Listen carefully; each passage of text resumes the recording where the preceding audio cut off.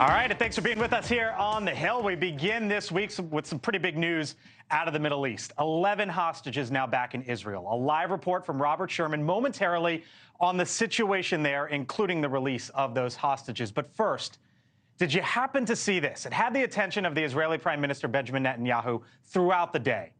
That right there. The world's wealthiest individual, Elon Musk, spent his Monday in Israel, meeting with top leaders and families of hostages held in Gaza.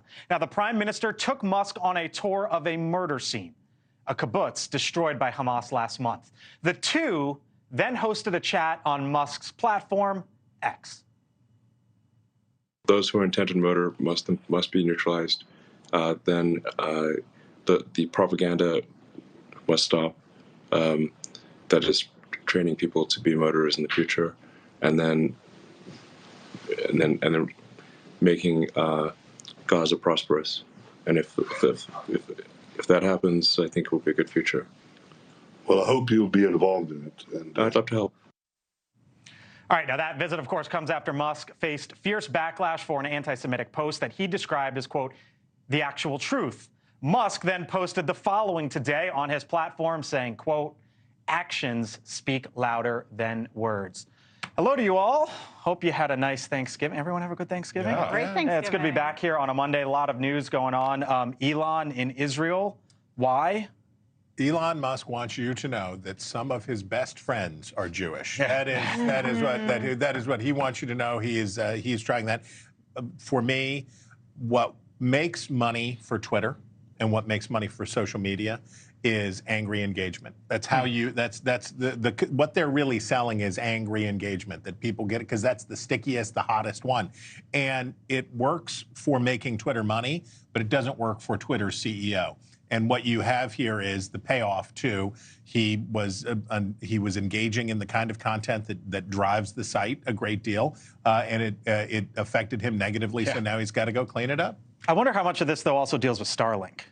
Oh, and what's going on, because there's some reporting in The Hill, I believe, that he agreed that internet service will only be able to operate in the Gaza Strip with the approval of Israel. He hasn't commented publicly, though, on it. Yeah, and I think a lot of people looking at this, and this might sound very strange at first, but there are probably some at least PR benefits for Israel through this visit, particularly when it comes to Starlink. Israel's gotten a lot of criticism as to what happens to Gaza after this war. How are we going to clean this up? And if he's appearing with Elon Musk, the head of this, very, big satellite service in terms of, getting internet back to Gaza and such, and Israel being able to control that, I think that certainly helps Netanyahu, or could help him, in terms of saying, look, here, I have a plan. I think you had the two most unpopular people in Israel getting together to talk about the future of Israel, which neither one of them will be involved with. So here's the editor-in-chief of Haaretz saying in a post, quote, blatant anti-Semite and publisher of anti-Semitism, Elon Musk, should be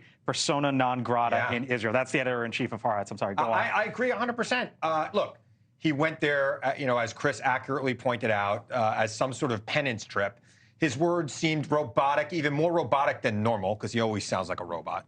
And frankly, I don't buy it. I saw what he posted. I'm the grandson of Holocaust survivors, and I was personally offended by it. It's a trope that's been around for generations. Henry Ford used the same kind of language when he was the world's leading industrialist, and I don't think we should allow this guy to be perceived as a polite human being anymore, because he is not. I'd like to see him make a real apology for what he said, what he allows, and what continues to be allowed on Twitter. What do you make of him going there? I think that part of it was a bit of self-promotion. Obviously, he held the X Spaces event with Netanyahu, which I'm sure was part of the agreed upon, statement of him going over there in the first place. However, I think Elon Musk is genuinely interested in the information war around this conflict. He's visited other very controversial parts of the country. He's visited the southern border. And I think he realizes that his role as the head of X, which is a public forum where much of the national conversation takes place, is vital moving forward. And I think that he has a vested interest in being a part of seeing what's taking place in Israel, and he wants to get firsthand the information that a lot of people are being deprived of. Well, I don't think the national conversation is taking place on X anymore. Right? Nobody's going there like they used to. I used to spend a lot of time there. You did too, Look Chris. what it did to you. I had a whole head of hair when I started. Yeah, exactly. Gone.